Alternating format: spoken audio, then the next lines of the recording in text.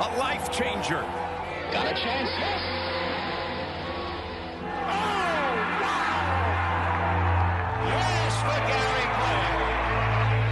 There it is. Can you believe it? Yes! Once and for all for Sergio.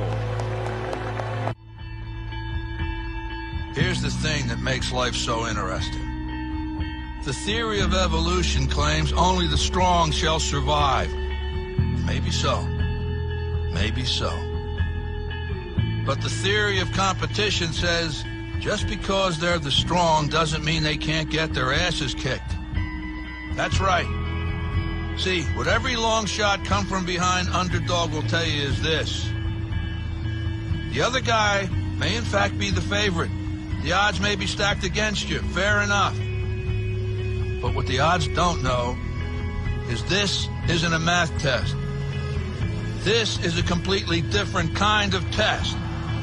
One where passion has a funny way of trumping logic. So before you step up to the starting line, before the whistle blows and the clock starts ticking, just remember out here, the results don't always add up. No matter what the stats may say, and the experts may think, and the commentators may have predicted, when the race is on, all bets are off. Don't be surprised if somebody decides to flip the script and take a pass on yelling uncle. And then suddenly, as the old saying goes, we got ourselves a game. What's up, everybody? Welcome to episode 3 of Fairway to Heaven on the Heat Ratio Sports Network, also powered and sponsored by Rise and React Media. I am your host, as always, Phil Stiefel, joined by my co-host, Jason Sullivan. As we did last week, we are going to recap last week's Farmer Insurance Open. We're going to dive really deep into the Waste Management Phoenix Open, this week's event, a fun event, lots of great stuff to talk about this week's event. Obviously, we'll get into the DraftKings lineups. We're going to get into the betting odds, all the different stuff for this week's event. We got some other little odds and ends to break down, specifically Patrick Reed, his win, but also some other information and talk about it. We got a video to play there. So, Jason, how you doing this week? Doing great, man. This is one of my favorite weeks of the whole year when it comes to golf. So, love this tournament. Obviously, it's not going to be quite the same without the fans on 16, but still a cool tournament. They're going to let 8,000 fans into the stadium, I guess, this week. So yeah. It'll be interesting to see. I mean, I've always known it was a big kind of event, fan-wise and stuff like that. But while I was reading up and getting set for this week, I didn't realize the Waste Management Phoenix Open, it's held at TPC Scottsdale, the stadium course. They said that they averaged 500,000 fans and spectators for this event. I can't imagine 500,000 people. Well, I think just the one hole is like 200,000, right? On 16. I didn't realize it was that big of a number. Like, I knew it was a lot, but once you see it written down, it's crazy. They say it's like the biggest party atmosphere on the whole entire PGA Tour. God, I would love to go there. Post-COVID, we got to make a trip out there. Next year when we're on what episode that'll be, we'll do it from that, 16th hole. We'll be so big they'll be paying us to go there, right? Sponsored by the PGA Tour. Yeah, we can only wish there, right? Quit our day job, sponsored by the PGA Tour. Anyway, thanks everybody for tuning in. If you're watching on Facebook, make sure you click share. If you're on Twitter, click that retweet button. If you're on YouTube, comment. Make sure you're subscribing to the Heat Ratio Network there on YouTube. Lots of great shows, 7-day-a-week content on there. Drop your comments. The click-clack tournament, as Trevor is bringing in. Yeah, that's good. I like it. Yeah, I mean, it's a great event. But before we break down this week's event, we do have to recap last week's event, the Farmers Insurance, all of our lineups and all of our bets and stuff like that. I don't know about you, Jason, but I made $5 whole last week. And I am super happy because it's been a rough start to the year. So making $5 is a huge improvement. And while some of our lineups didn't hit, some of them did, some of our bets didn't really hit.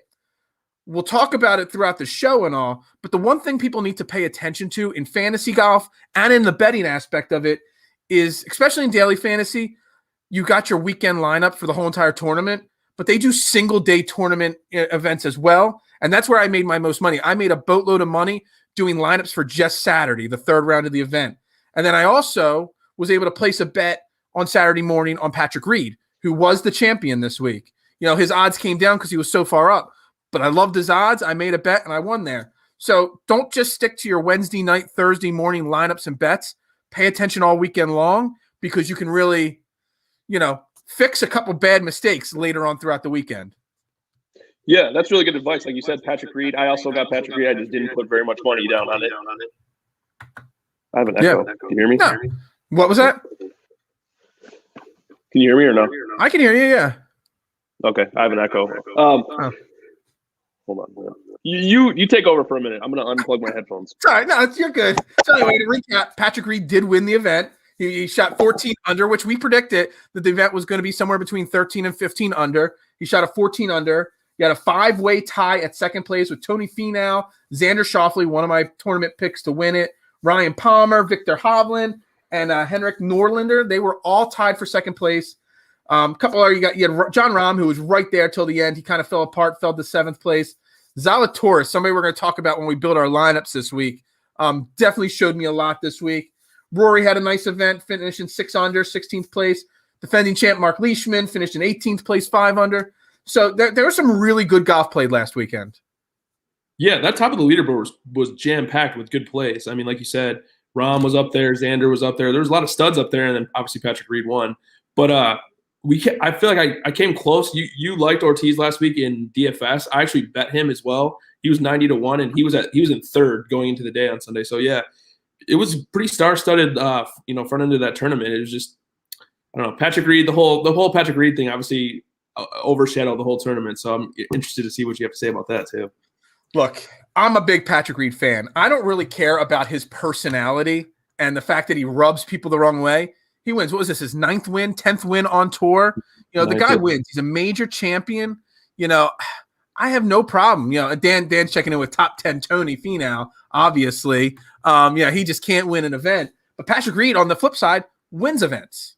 And, we're going to play here real quick. I know you saw it. So those that don't know, there's another rules issue with Patrick Reed. This is not the first time. He got a little, questionable call. Obviously, somebody said something, whatever. We're going to play the video real quick just for everybody that hasn't seen this. I'm sure most have. This was Reed hitting his second. So basically, he's hitting a shot. The ball's going to become embedded. Able to see the ball land at this point. One hop, it disappears. Right there. Ball hops. I just paused it there for a second. Obviously, the ball hops. When they're playing the rules that they were playing, obviously, you're allowed to pick up the ball if it's embedded, but it cannot hop like that. But as we continue to play this video, you see what he does, which is the right thing. You see it never climbed much more than maybe a foot, 2 feet maybe up in the air. Disappeared. He's checking with the rules person there. Now, she did just say, he said, did it bounce? And she said, no. So yeah. Then he's checking with his players to make sure it's okay. Cardinal sin right here. Picks it up. Yep. Did the marshal see the ball bounce? The marshal said did not. He said it didn't bounce, and so I checked it, and I believe it broke ground, but I'm going to let you make that call. What are you talking about? Embedded ball. Oh. It feels like, well, I since I picked it up to check, I mean, it seems like it broke ground, but I want you to double check. They said it didn't bounce. Trying to justify it right now. Yeah, he says it didn't bounce so many times, it almost makes it feel like it bounced. I swear to God it didn't bounce. What's that? I said, I swear to God it didn't bounce. Yeah. It's like a little kid. All right. So anyway, we don't need to watch any more of this. Basically, he's doing everything the right way, which is good. But anyway, so back to the full screen here with us. So the same thing happened with Rory McIlroy later on in the event. And everybody just said, no big deal, whatever. But because of Patrick Reed's personality and the way he handles himself around the course, there's a big deal made about this. What do you think of the whole event, how it transpired there? You know what? When I first saw it, I didn't really think that much of it. And I saw social media going crazy. And you're right, Rory, the same exact thing happened to Rory. But Rory has a track record of kind of being that stand-up guy. So he doesn't get any crap for it at all. And Patrick Reed gets a ton of crap for it. It's because, I mean, it's Reed's own fault. He's such a jerk about everything all the time. So it's his own fault. Did I think it was a huge deal? No. But at the same time, like you said, him kept saying over and over again, like, oh, yeah, it didn't bounce. It didn't bounce. It didn't bounce. It's like he was talking himself into saying it didn't bounce too. Even when he pointed to his play, because you're not allowed to pick up the ball till you check with your playing partners, and it's okay. Even when he did, he kind of just, yo, guys, yeah. They're like 5 miles away. Yeah. Yo, guys, I'm going to do this. Cool with that? Yeah. That's like if I was playing with you and I was like, hey, Phil, you cool if I touch this ball right now? Dude, I would tell you use your foot wedge anytime you want. Not playing for millions of dollars. We're not playing for millions of dollars here. Right. So, it's kind of like one of those things that is it all his reputation that's causing the problem? Or do you really think that he knew that he was in the wrong and he was just trying to cover for himself? I think it's a little bit of both. I mean, we've seen him do some shady stuff in the past. I think it was in the fall, right, when he hit the sand behind the ball when his ball was in the bunker. So he has a history of kind of pushing the rules a little bit. But at the same time, if, like we said, if that would have been Rory or JT or, even Xander, somebody like that who has a squeaky clean reputation, I don't think it would have been a huge deal. Everybody hates Patrick Reed, and it's actually – I like Patrick Reed, but I also think it's good for the game. I mean, people hate Bryson, people hate Patrick Reed, but you're going to tune in if Patrick Reed's towards the top of the leaderboard. So I think it's good for the game. He always kind of pushes the edge. And it kind of reminds me, it's like you see kind of like these guys that are dominant, like Bill Belichick, for example, in the NFL, kind of always towing the line of the rules. It's like that's what Patrick Reed does. He's not going to go out there and do something stupid, but at the same time, he's always kind of towing that line of like what's acceptable, what's not acceptable. And I mean, he's a stud player right now. I mean, if you really think about it, he has turned into one of the more dominant players on the tour. He's super consistent. He's always around the leaderboard. And like you said, 9 wins. So, I mean, he's doing something right, even though everybody hates him. Past that like 6-7 win plateau, that's when you all of a sudden, that's like 7, 8, 9 wins. All of a sudden, you're in a different category than everybody else. And as long as one of them's a major as well, the guy's a great player. And like you said, I like him. I love his game. I love his consistent play. And honestly, nobody likes me anyway. So I'm right there with him in the nobody likes me. I'm the a-hole, So I fit right in with him and every. So my thing is, if you watch the Ryder Cup, what was that? 2 Ryder Cups ago, the one that he went against Rory. It's just like if you watch that Ryder Cup and you don't like Patrick Reed, I feel like there's something wrong with you. Yeah. Guy lives and breathes for the USA too. So you gotta love him and all. So one other thing before we move on to the Waste Management Open, my last question about the event, which actually leads into when we get into the DraftKings aspect of it a little bit as well for this week, is one of my picks to win the event. Matt Wolf withdrew, crushed my main lineups, actually crushed like 7 of my lineups because I had them all over the place. He withdrew because of a hand injury, but he's right back in this week's event. Was it just one of the cases of a 21-year-old or 22, whatever he is? I'm behind. I don't feel like playing. Or do you think he really was hurt? No, I don't think he was hurt. Like you said, it's weird though because like the same thing happened with Charlie Hoffman. He withdrew 2 weeks ago, and I was thinking the same thing. Oh, I came out, played like crap in the first round. I'm going to withdraw, but then he withdrew again. So yeah, I was affected by Hoffman a lot too. So I think Wolf is okay. Wolf's game right now kind of worries me a little bit. I don't know if you saw him play, but he is just like off the tee. He's spraying it everywhere. So everywhere, even around the green, even on his second shots. I mean, he was literally. I don't think I saw him hit one green on Thursday. Yeah, he is just he's one of those guys too that like he can win any given week, but he can also look like he did last week too. So kind of volatile. Yeah. All right. So let's get to this week. We got the Waste Management Phoenix Open, TPC Scottsdale, Arizona Stadium course, first event this year. 5,000 to 8,000 fans a day, which I think is a huge deal because I know some players prefer no fans. I know there's some players that definitely feed off the energy of the crowd as well. I think that's a huge deal. 132 players, huge names in this field. Patrick Reed not in the field this week. The first thing that I picked up on the course that really plays into my picks this week and fantasy things and all my thinking for all my betting it's the altitude factor there. It's a little bit about 1,500 feet above sea level, adds length. So those guys that you're going to see a lot of players with short and wedges into the greens. So those short wedge players are going to be guys to target this week. And also because of the greens, guys that have really high ball flights because the greens are really firm. And you need to be able to stop that ball and not let it bounce off the back end or anything like that. Anything that you know of this course to look for this week? Yeah, you made some great points. It's a par 71. Like you said, there's the one stadium hole, which is 16, it'll be interesting to see how that plays out because that's one of the most entertaining holes on the tour. One thing in doing research today, I realized strokes gained approach matters more at this course than it does on any other course on tour. So you're going to want good iron players in this event, guys like Webb Simpson, Zalatoris, who are really good with irons. You're going to want them. Putting, for whatever reason, doesn't seem to matter as much on this course. Bad putters win all the time. And I'm not a huge course history guy, but I feel like at this course, the guys that play well seem to play well all the time. So this is a big course history week for me. I mean, some of the names with the course history that have been bad, but then you look at their course history this week, you're like, oh, Ricky Fowler might not be the worst play this week, Yeah, it's like Ricky Fowler, Matsuyama, Webb. It's like the same guys do well here every single time. So absolutely, course history definitely matters this week. Was that all you had on the course then? Yeah. All right. So, I mean, let's dive in. So we're going to do two different things. We're going to do what we do now every week now. This is only our third week, but it's now an every week thing. We're going to break down all the fantasy plays on DraftKings tier by tier. We're going to start with the 10K and aboves, do the 9Ks, the 8Ks, the 7s, and the 6s and all.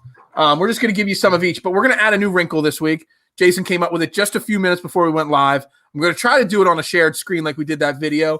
I don't know if it'll work or not, but first let's break down the categories and the tiers first. So obviously the 10K and above guys, you got Jon Rahm leading the pack again at 11-2. You got Xander Schauffele, Justin Thomas, Rory, and Webb Simpson. You already mentioned Webb Simpson's name, so I'm guessing you're looking at him right off the bat there. Yeah, Webb's my favorite guy over 10,000. Course history kind of speaks for itself. He's missed one cut here, but in the other tournaments, he won last year, obviously. So he has a T20, a 2, 14, 10, 8, and 8. He's coming off a 17th finish and a 4th and a T4. So obviously the guy loves this course. You're going to want people that like the course. He fits perfectly. He's the best iron player on the tour right now. So I think, especially at 10-1, I think that's what he is? Yeah, 10-1 this week. Yeah. I feel like Webb's a staple. I borderline almost going to play him in every single lineup I have this week. And then my second one, I feel like there's kind of a few different ways you can go on this one, and I might look at ownership later in the week, but I lean Justin Thomas at 10-8. He has really good course history here too. T3 each of the last 2 years, T17 the year before that. I feel like he fits perfect at this course, and if he can get the flat stick rolling at all, he's going to win. I feel like he can win this tournament. Obviously, Jon Rahm, he has a lot of high finishes, and Xander's playing awesome right now. So I think besides Webb, I think I'm going to kind of go on ownership for my second play. But I feel like you can't go wrong with really any of these. You pretty much covered them all but Rory there. I actually do like Rory this week just because of his ball flight. He hits the ball a ton. So, you know he's going to have really short wedges, a lot of greens this week. And his ball flight, I've seen so many like 3 woods and 5 woods from him with such a high trajectory. So those greens, again, like you said, you don't have to be a great putter, but you need to be able to stop the ball on the greens. And I think that, gears towards him. And I know he's only played a little bit on the PGA Tour this year, but the rest of the tour events he's played around the world, he's played really well. So I really do think about Rory this week. I very rarely play Rory because I don't think you get enough value there. But I mean, I really do like him out of the top 5 guys there a lot. So a question about Rory for you. So he seems to have one bad weekend every single round or every single tournament. Yeah. It's like he just has that one bad round that kind of pushes him away. It's usually on Saturday or Sunday. Do you think he can win, I guess is the question. And it's also his first time playing here. So I guess that's kind of interesting too. Yeah, I mean, there's no course history. So that's the issue. I think he's playing here because I think as you go through the last, 5, 6, 7 years, the names that start playing this event are getting bigger and bigger. It was the fun event, but it wasn't always the top guys playing this event. So now he realizes this is a major event to have on your schedule. So course history obviously can't play into a fact here, but I mean, can he win? He's at plus 11. He's 11.5 to 1 to win this week. I mean, those odds aren't awful. He's not the favorite like Jon Rahm is, but can he win? Maybe. Will I place a bet on him to win? I don't know, but I guarantee you he'll be in 1 or 2 of my fantasy lineups this week for sure. Yeah, he's just solid. He's never going to let you down. He may not win, but he's never going to really let you down. So, yeah, I'm on board with that too. You know what, too? Xander's another guy, too. It's kind of the same thing. Xander hasn't won in 2 years, yet he's probably playing the best of anybody on tour right now, overall. Xander, the last 3 years, he's got a tied 17, 10, and 16 the last 3 years at this event. So, Yeah. I mean, he's got fairly decent. He's got 3 straight top 20 finishes in this event. So he's got some decent course history here as well. And he's coming into this event with his last 3 events are T17, T5, and T2. So the guy's playing some really good golf right now. So those, I mean, I was high on Xander last week. You know, he almost made a huge comeback last week for me, but you know, this is another week to definitely look at him. All right, another small 9K field this week, led off by a guy that I love. Actually, the last week we talked about how I don't always play top 10K and above people. I try to find some lineups with just 9s or below. And Matsuyama at 9,800. His history here, he's got a tied 4th, a tied 2nd, 2 straight wins, a withdrawal, a 15th, and a 16th. So that's some amazing course history, is it not? Well, I mean, okay, so he hasn't been as good the past 2 years, right? Like overall, not just he had a 15 and a 16. And a 15 and a 16. I'm just saying, not even at this tournament, but just the last 2 years in general. He's been kind of off. Mm-hmm. And like you said, 15 and 16. So it's not like he hasn't struggled at all here. And he, for a course that sets up for a guy that doesn't putt well, Hideki can't putt at all. So, but he's an awesome iron player. So yeah, I like that call a lot. Yeah, I like him. Also in the 9K range, you know, we got lots of names: Berger, English, Palmer, Scheffler, you know, Zalatoris, and I instantly go towards Ryan Palmer and Zalatoris as the next 2 9K guys that I like. What are your thoughts on those 2 guys? 100%. That's the exact same 2 that I put. Zalatoris is just—he's one of those guys that just. It's like he's not on the leaderboard the first couple days, and then Saturday he pops up, Sunday he makes a run. He's done this. He did it on the Korn Ferry Tour last year too. It's like he doesn't win, but he's always towards the top of the field, no matter where he plays. So love that. Ryan Palmer has bad course history, but he's coming in hot. So top 5 his last 5 weeks or 5 events. Yeah, yeah, exactly. A T2 last week and a T4 3 weeks ago. So yeah, like you said, he's been on fire lately. So I think that's a good play too. So Zalatoris, I'll be honest with you. I mean, I knew the name, but this week was the first time I actually watched significant him playing a significant amount. Like I didn't really know his game. I just had heard of his game. I'll tell you, I'm impressed with the kid. I think he's got a hell of a future on the tour, honestly, because I mean, he's got it all. He hits the ball.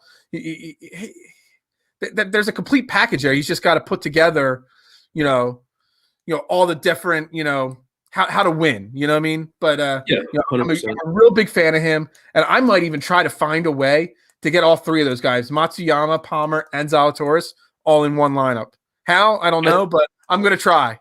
No, I think that's really solid. Yeah, T7 last week, and like you said, he's good in all areas. I mean, I'm looking at his stats from last week. He gained 0.34 off the tee. He gained 2.28 approach. He gained 2.6 around the green. 2.9 putting, and then 5.29 tee to green. So he literally gained in every strokes gain category last week. The guy is solid all the way around. He's not the best putter in the world, but you don't have to do everything else. You don't need to be the best putter this week. You know what the one thing about him that's weird is? So at this price, I love him. When he gets above 10K, I don't love him because he doesn't win. He won the Korn Ferry Tour, the championship 2 years ago. He only won 1 event.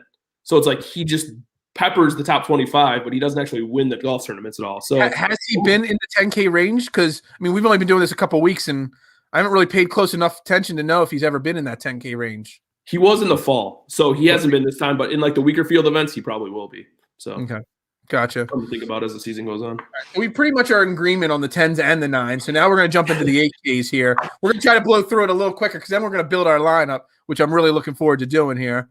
So in the 8Ks, you got lots of great names in here. I'm going to throw, instead of saying every name, I'm going to throw the 3 names I got written down here. Well, one of the names isn't even a name I like. I'm just throwing out there the fact that he's fallen all the way to 8,700 is Matt Wolff. Again, in the field, he stunk last week. He was injured last week, whatever you want to, call it. But he is in the 8K range. Last week, he was much higher than that, was he not? Yeah, I think he was high 9s last week. Let me see. I can pull that up real quick. Normally they have that on there. No, they don't have it on this one. He was definitely up in the mid-9s last week. So, a big fall this week for him. You got Gary Woodland, who I absolutely love this week. And again, I love the fact that he's finally healthy. He's playing well.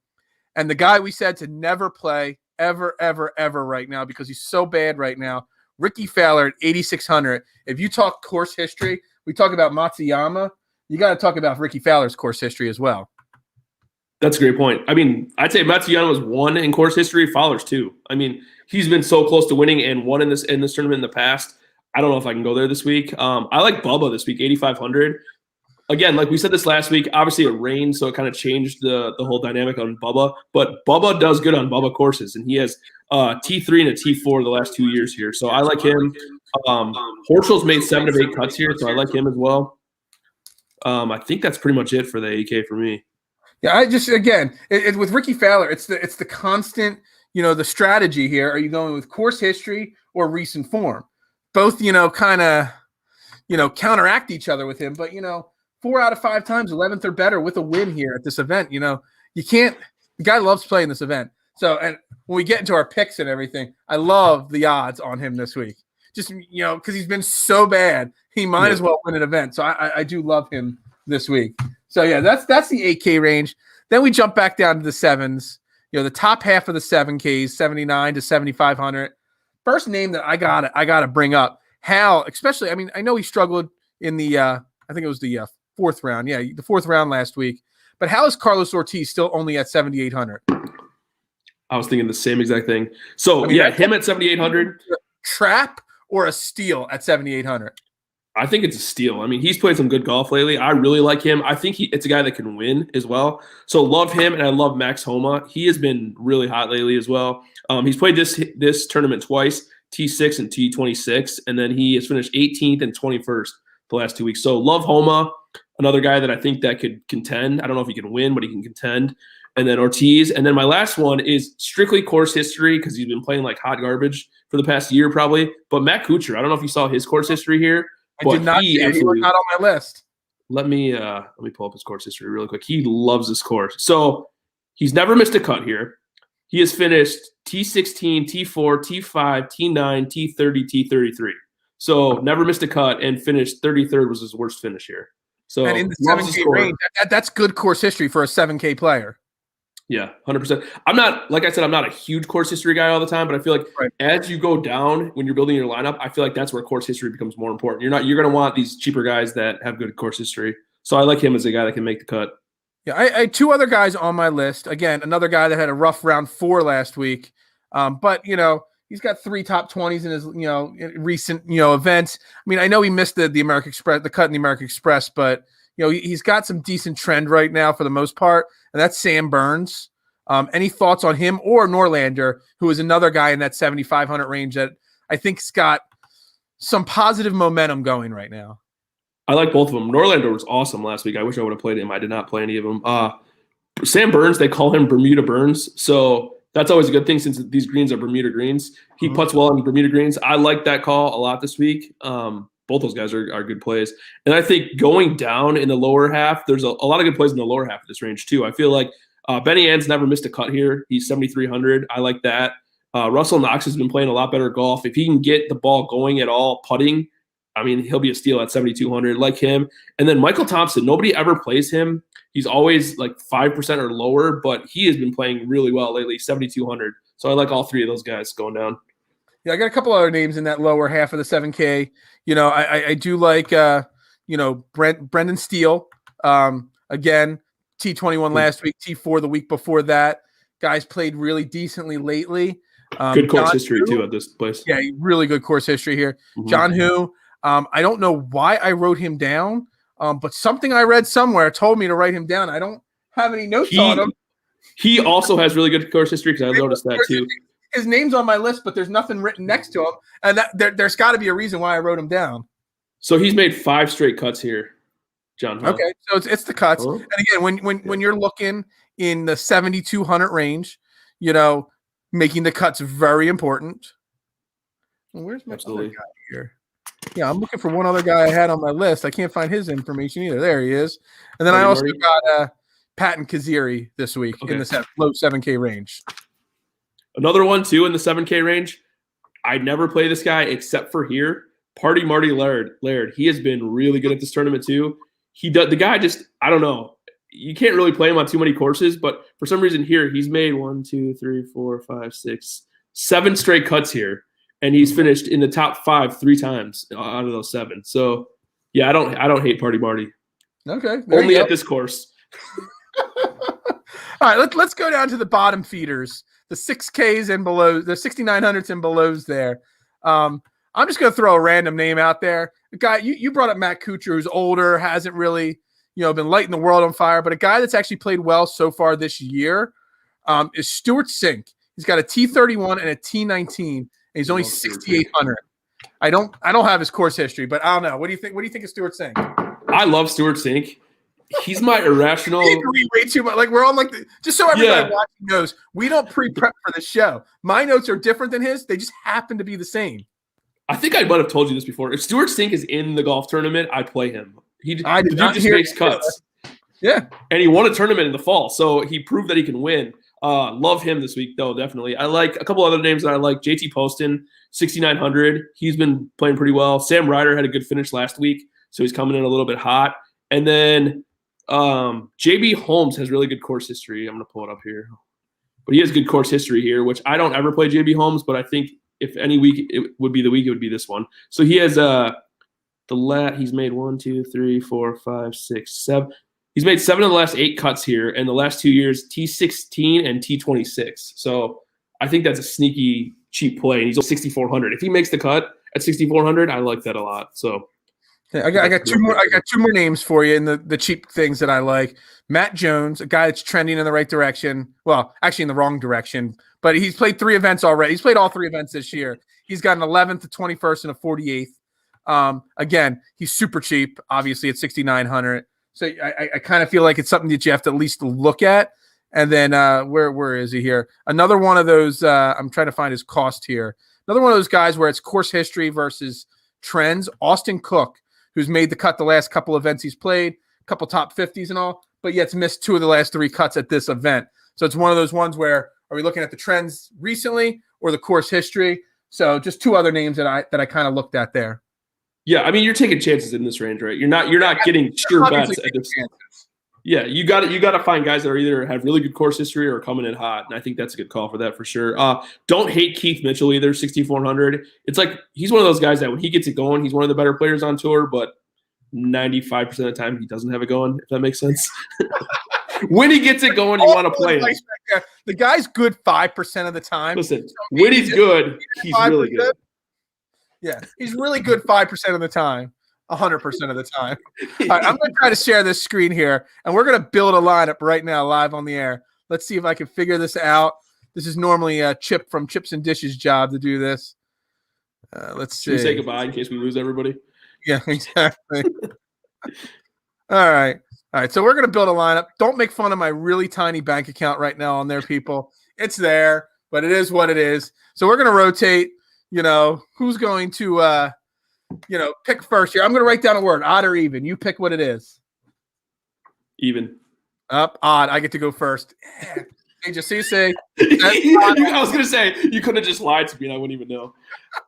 I don't like liars. So what we're going to do is we're going to build a lineup. We're both going to enter this lineup under our accounts this week and all. So I'm going to make the first pick. He's going to make the second pick. We're going to go from there. And, try to build the best perfect lineup that we can. And since I get to go first, I'm going to go with Matsuyama. Because I love Matsuyama. I already said enough about it. His course history is fantastic. 9,800 is a good price to start for one of your top guys. I'm going to go a little value. I'm going to go Kuchar, 7,700. Here, let me bring him up here and put him in. All right, so you got Matt Kuchar at 7,700. We're at 8,125. And, I'm going to jump back into the 8s here because – I got to get the guys I like this week. So I'm going to go. I'm not going to go Ricky Fowler. I know you thought I would go Ricky Fowler, but we're going to go Gary Woodland. I do like Gary Woodland a lot this week. I don't want you to lose have to remortgage your house on this or anything. That's right. So I'm going to plug these in really quick because I'm going to see if I have enough money for the guy that I want. You're at 8066 so now. We're going to go Matsuyama, Matt Kuchar, and Gary Woodland thus far. Gary Woodland. Okay. I'm going to see how much it leaves us if we take the guy that I want. Ooh. Who do you want? I want Webb, but yeah, I'm going to take Webb. All right, so we're going to build it high. All right, Webb Simpson. Yeah. That means this was 7K.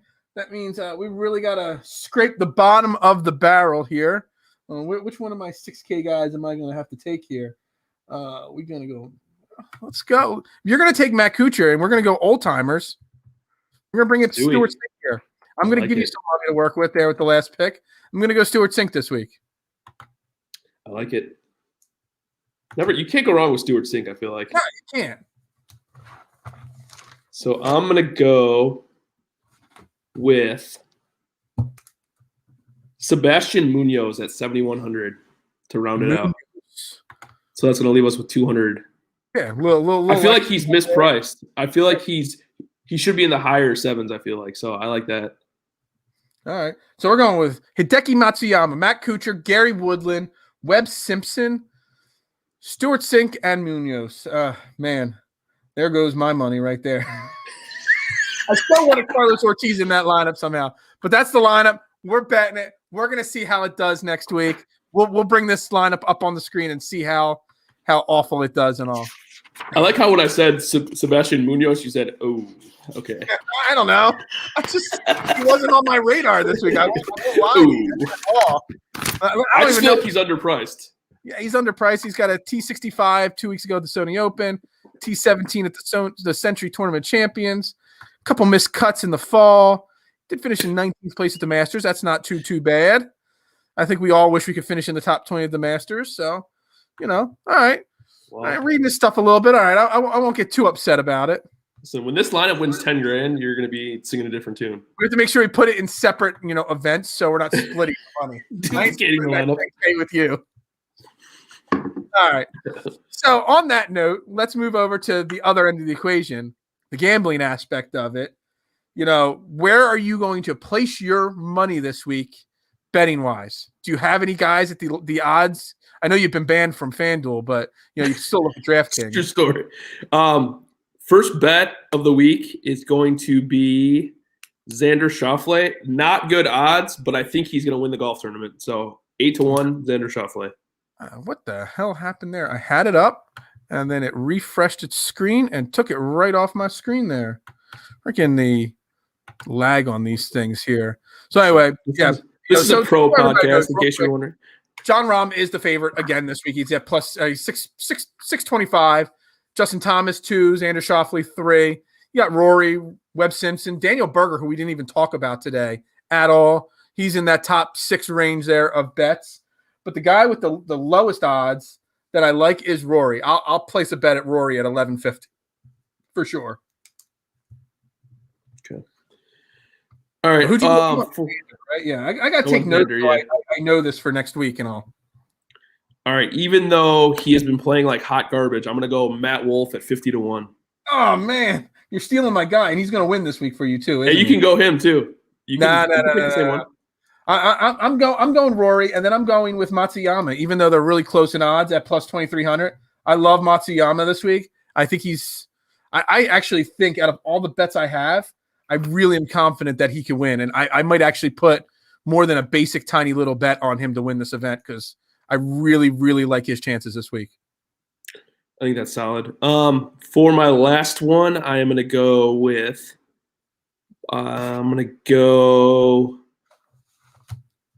Max Homa, 80-1. Wow, you're going way down there. Max Homa. Well, you like him, so that's good. I got one other. I have actually you like it. Yeah.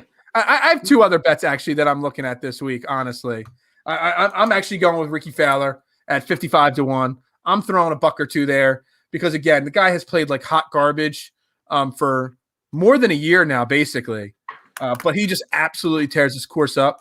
So I'm definitely going to throw a buck or 2 there. I'm going to also look at his odds to finish in the top 10 or top 20 because there are also great bets you can make on all these sites finishing in the top 10, finishing in the top 20, and making the cut and stuff like that. So I'm definitely looking at Ricky Fowler a lot this week. And I do have one bet that is like more of a long shot bet here. I want to just confirm the number before I say it. Where is he on here? Maybe it's already dropped to even better odds now. Hold on. There we are. No. Plus 12,500 for Brendan Steele. I think that's a good dollar investment right there. So I have 2 more good. I don't know if I'm going to bet these or not. Well, I should say I don't know if I'm going to bet one of them. I actually already did bet Munoz 150-1. So I already bet that one. I like Bubba 50-1 this week. He tears it up at this course. I mean, two top threes in a row, or I think a top 3 and a top 4 the past 2 years. So yeah, I like him at 50-1. Yeah, no, it's your Bubba pick is kind of like my Ricky Fowler pick right there, to an extent, in my opinion. Where are you going this week? So I was looking at, I didn't get to it when we were talking about the tournament itself. 13 years, 12 of the 13 winners have finished between 14 and 18 under. 1 year, Phil Mickelson, an insane negative 28, 28 under there. Outside of that, do you think it's going to stick to the basic history of finishing in those mid-teens there this week? Or where are you thinking great weather? The forecast is like 68, which last week, all our fails last week, I'd like to blame weather on all my fails last week. Definitely where I went wrong last week. It was a crap show. Great weather this week on a course that just people love to play. Do you think it's going to go higher end the score this week or lower end? I think it's going to go a tad higher. I like 18 under to win this week. I think it's going to be a touch higher just because I think there's going to be some fans, but I think the pressure of not having, like you said, 500,000 people at the course this weekend, I think that's going to ease it up a little bit. So I think 18 under. I think the cut line will probably be right around even. So you're going to want to target guys that you think can score 65 and ties this week. So that's just under half the field. So it's a good amount of players that are going to make the cut this weekend. You're going to need guys that can score. I think that's going to be the biggest thing. I think we both agree on that. The conditions are going to be perfect like they always are at that course. So you're going to have to score to win. All right, so that's all I've got on the waste management of this week's event and all. We're under an hour, so we got to talk about something for a little bit while longer. I talked about my story about Ocean Club last week. I got to get a golf story from you now. All right, so this is actually the last time I played golf with. Real quick. Before anybody knows, this was totally thrown off. We did not prep this segment. We an hour the first 2 shows, so I'm literally out of topics, and I'm just really throwing something Jason here. I have a decent story. So this is the last time I played golf with a group of people, right? So last summer. So we're either on the 17th hole or the 18th hole where we've been having a couple cocktails, we've been kind of laughing it up a little bit. So I'm the first one in my group to tee off. And my buddy, right as I step up to my ball, there's one tree branch that goes across the fairway, probably about 200 yards maybe down the fairway. There's one single branch, probably about this thick. My buddy goes, I will give you $100 if you hit that branch. So I go to tee off. First of all, I couldn't hit that branch if I wanted to hit that branch, right? So I swing as hard as I can, line drive, hits the tree branch, comes back probably about, 150 yards. So the ball is like right in front of the tee box, but it actually hit it. You just heard doink, bounce all the way back, right? To like 50 yards. I've never laughed so hard in my entire life. You probably had to be there for it to be as funny to you, but I could and he's like, I can't believe you did that. I actually meant to do that. You think I could actually do that? $100. He paid me $100. Oh, that's good. I'm sure he expected. And he bought me a beer. I was gonna say you probably had to buy the beers afterwards. I thought about retiring from golf after that moment. I'm like, it'll never get better than this for me. See, I don't have any good stories like that. I only got bad stories.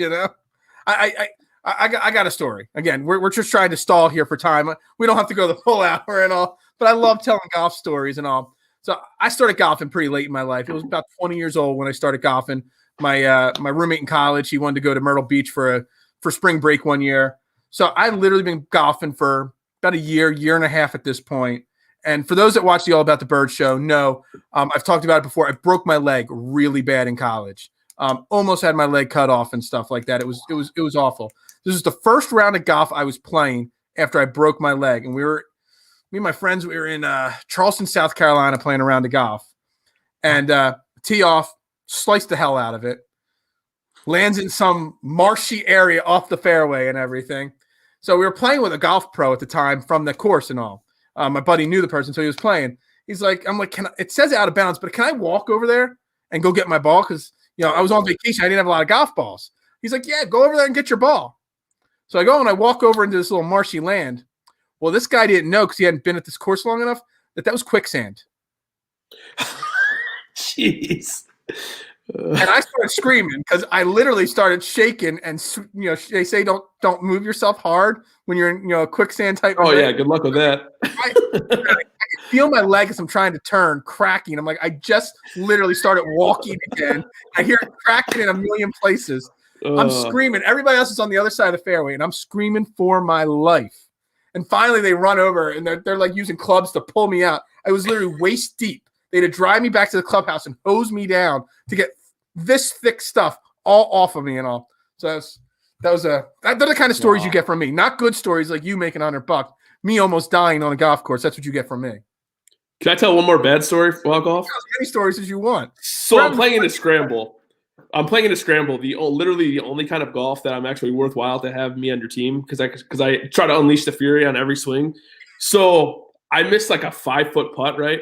And I chucked my club, to be funny, my putter into the woods. Never found it. Looked for my putter for like 45 minutes. Had to play the rest of the round without a putter. Like that would only happen to me. The world's worst putter anyway. I had to play without a putter. Yeah, well, I can't putt either. And that actually brings up a really good question here that I'm going to try to share a screen again here real quick. Let's see if I could do it. It was brought up on Twitter by our boy Chris Ebom this week. I think he shared it from somewhere else. I'm not really sure. I'm going to bring up an image here. I'm going to see if I could figure out how to get this image shared on the screen now. Would you be caught dead doing this? Would you ever get caught dead using a putter like that? Oh, hell no. The broomstick? No. How bad of a putter you are? You would never use a putter like that? First off, I'm probably as good of a putter as Adam Scott. That's Adam Scott, right, in that picture? I'm probably as good of a putter as him. Long putter. He's got as long as legally possible.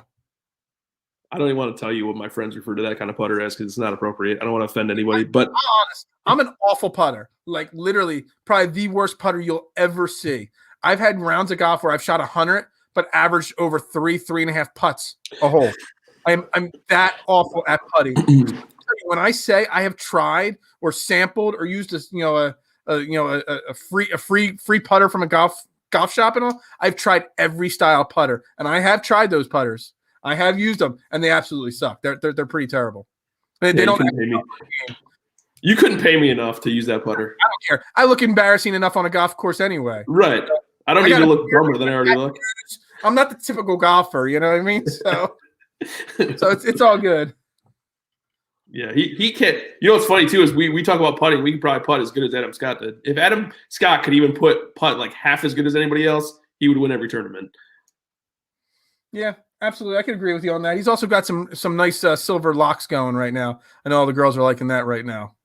He's a very handsome man. I'll give you that. Yeah, is that all you're gonna say? That's all I'm gonna say.